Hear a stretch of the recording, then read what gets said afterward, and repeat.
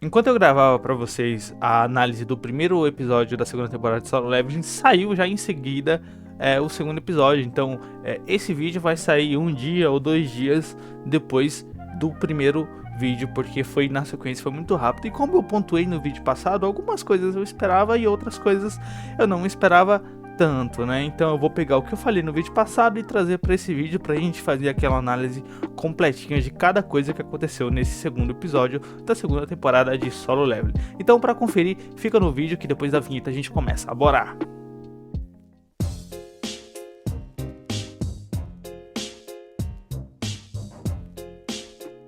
E o segundo episódio já começa com uma mini luta aí entre os dois caçadores de Rank S do lado de fora da Red Dungeon, né?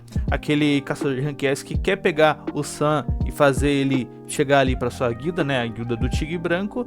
E o outro caçador que nem eu falei no vídeo passado, quer pegar o Sam e dar uma camaçada de pau nele. Mas, já entrando no episódio, a briga ali é rapidamente apartada e a gente acaba descobrindo que, na verdade, o que ele quer não é vingar o irmão dele, e sim pegar o Sun Jinwoo por pura luxúria ou por puro prazer e só mesmo dar uma camaçada de pau ali, porque ele acredita que na verdade quem matou o irmão dele foi o riquinho, que nem ele diz, né? O verdadeiro assassino é aquele riquinho de merda da construtora Yojin, que é aquele que chama o Sun Jinwoo de chefe, né? Então, na verdade, ele está atrás do outro menino que anda com o Sun, mas eventualmente vai acabar chegando no Sun de uma forma ou de outra. E diferentemente do que eu achei que o Sun Jinwoo iria sair do portal e do lado de fora esse caçador já ia estar esperando ele para dar uma camaçada de pau, mas aí acontece um imprevisto, sei lá das quantas, e o cara mete o pé. E que aí quando o Sun Jinwoo sai do portal, o cara já não tá mais lá. Porém, né, quem aborda ele é o líder da guilda do Tigre Branco e faz algumas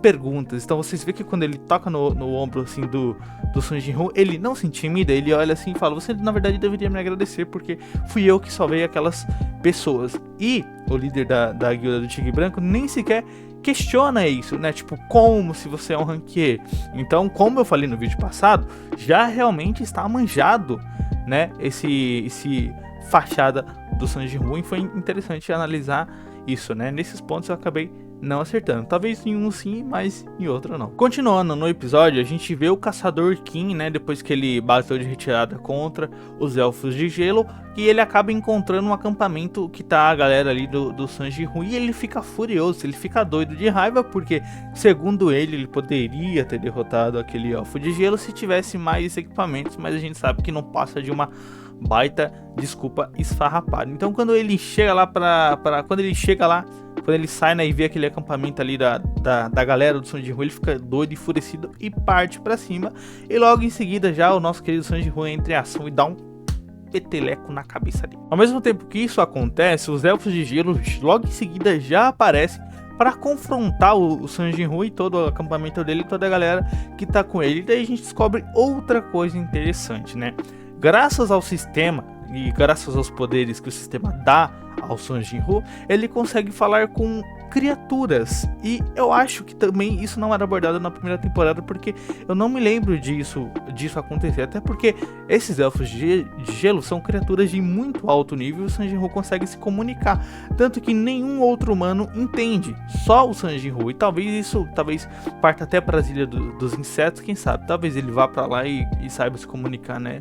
Isso não tem como saber, mas assim, foi um ponto interessante de ver que ele consegue se comunicar com outros monstros graças ao sistema, como ele mesmo fala que tem que agradecer o sistema por isso. E o interessante do Sun Jinwoo é que ele não é besta e nem nada, né? Então, no episódio passado, quando ele derrota aqueles ursos de gelo, ele já pega aqueles ursos de gelo para fazer parte do exército da sombra dele.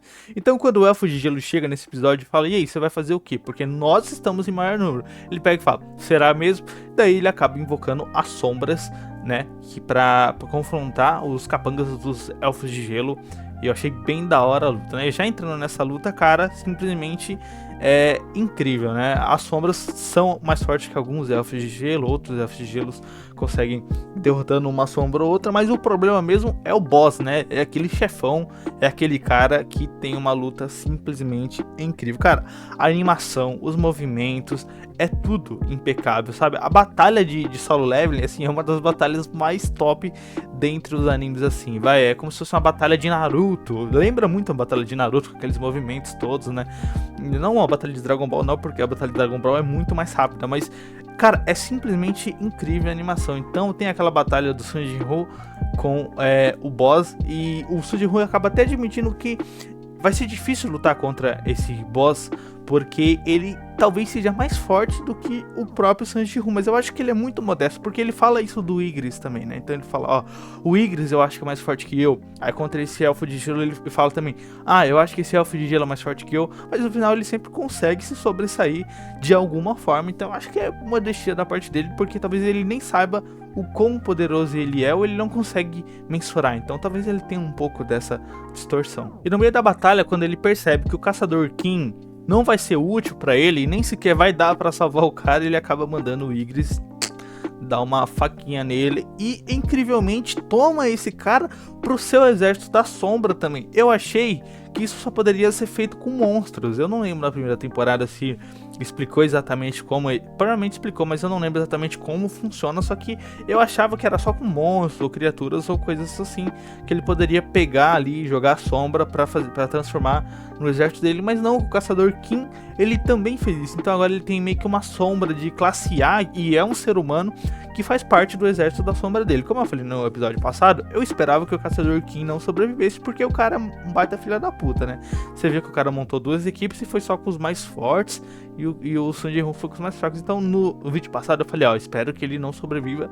E foi o que aconteceu, só que eu não esperava que ele não fosse sobreviver e ao mesmo tempo o Sanjinho ia tomar ele pra parte do seu arsenal. Eu achei isso muito bacana, e a gente tem aquela luta épica que tem o Sanjinho, o Igris, o Caçador Kim de sombra e o boss, porque o Sanjinho teve que invocar os três pra tentar derrotar o cara, de tão poderoso que o cara é. E a luta, galera, foi simplesmente insano. Vocês viram os movimentos, tal, a coordenação, o tanque sendo realmente um baita tanque, o Igris incrível como sempre, o Sanjinho se movimentando bem, rápido, veloz, forte. E no final, os caras conseguem, enfim, derrotar, né, o Elfo de Gelo, o boss, depois de uma batalha simplesmente incrível e muito, muito, muito, muito difícil. Uma coisa que eu achei interessante é que depois, né, e tudo bem que isso a gente já sabia, porque o Sanjinho tentou invocar os monstros outras vezes, assim, depois de ter derrotado, e tentar trazer os caras por seu arsenal das sombras, e não conseguiu. Com esse boss dos Elfos de Gelo, ele tentou fazer a mesma coisa, infelizmente não conseguiu. Então, se o cara for tão forte quanto o Sanjinho, ou um pouco mais forte, ele ainda não consegue tomar por o seu arsenal. Mas se conseguir, a gente sabe que fica numa baita de uma apelação, porque se o cara for tão forte quanto ele, no final ele ainda sai ganhando, e depois ele consegue tomar o cara pra ele, cara, é simplesmente broken, né? Assim, é ridículo de quebrado. E interessante também pontuar aqui é que depois que as sombras do Jinru e o próprio Jinru derrota o boss dos Elfos de Gelo, a gente percebe que aquele tanque começa a dar uma retada no boss, mesmo depois de já ter matado o cara, ele fica lá, pá. Achei interessante que, aparentemente, as sombras que ele toma como humano parece que tem um tipo de personalidade própria, né? Eu achei bacana, porque as outras sombras não demonstraram isso. O Igris, os Ursos de Gelo e os outros capangas do Igris também, como sombras, não demonstraram isso. Agora, o primeiro humano que ele toma como sombra começa a ter uma espécie de personalidade. Eu achei isso bacana. Imagina se isso acontece de novo. Ele vai ter uma equipe de sombra com cada uma com uma personalidade diferente. Eu achei bacana também de pontuar isso pra vocês. Só que diferente do primeiro episódio, acaba de uma forma um pouco diferente e descontraída.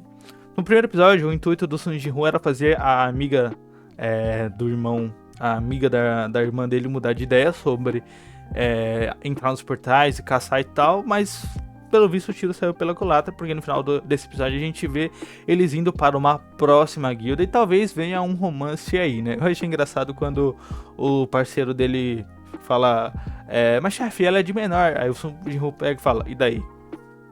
Ó, polícia, Sung Jin-Woo, meu Deus do céu. E aí o episódio termina. Então, aparentemente, a gente tem, talvez, entre aspas, um romance sendo construído. Mesmo que seja meio esquisito, né?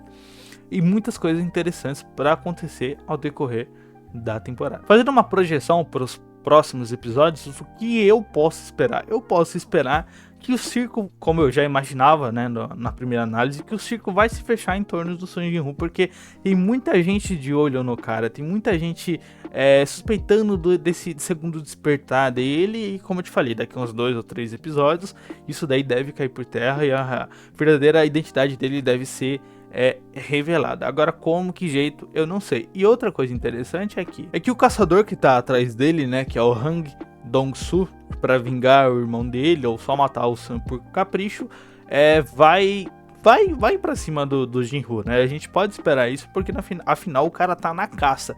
Então na primeira oportunidade a gente vai enfim ver uma luta de um cara classe S contra o Sung Jin-Woo e vai poder mensurar ainda mais o tamanho do poder dele naquele momento. Então eu acho isso bem interessante e a gente tem que acompanhar. E guys, eu falei o que deu, pontuei o que deu, pra mim foi isso, né? Alguns pontos o que eu posso esperar do próximo episódio, o que eu achei desse segundo episódio, que foi simplesmente incrível, como sempre, né?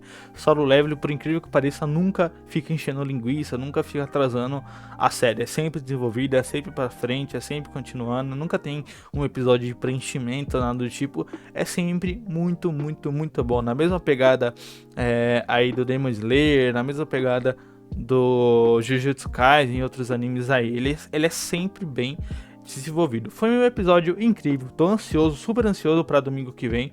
É só o próximo domingo que vai sair o outro episódio. Todo domingo aí sai um de Solo Leveling. E eu espero que o próximo episódio seja tão incrível quanto esses dois primeiros foram. Porque olha, Solo Leveling realmente já chegou em janeiro. E vai ser difícil outro anime, tanto de continuação ou tanto novo, bater essa segunda temporada. Então até o final dessa temporada a gente tem que ver como é que vai ser. E eu vou trazendo pra vocês à medida do possível quando eu for conseguindo. Mas eu já vou deixar fixado aqui, dia 12 de janeiro, 12/1, que no final do ano vai ser muito difícil ter um outro anime tão bom de continuação, principalmente quanto o Solo Leveling. Lógico que talvez tenha alguns melhores, como Jujutsu Kaisen, Demon Slayer, mas isso a gente deixa em off, porque são Big Boss, né? Big Boss dos animes, então, né? Mas é isso aí, galera. Eu vou ficando por aqui. Beijo no coração de vocês. Beijo do Kilo TV. Não esquece de curtir, se inscrever, comentar se você tem um ponto diferente do meu e, principalmente, o que você achou desse episódio, se atendeu suas expectativas, tanto quanto atendeu as minhas. Beleza? Um beijão pra vocês e tchau!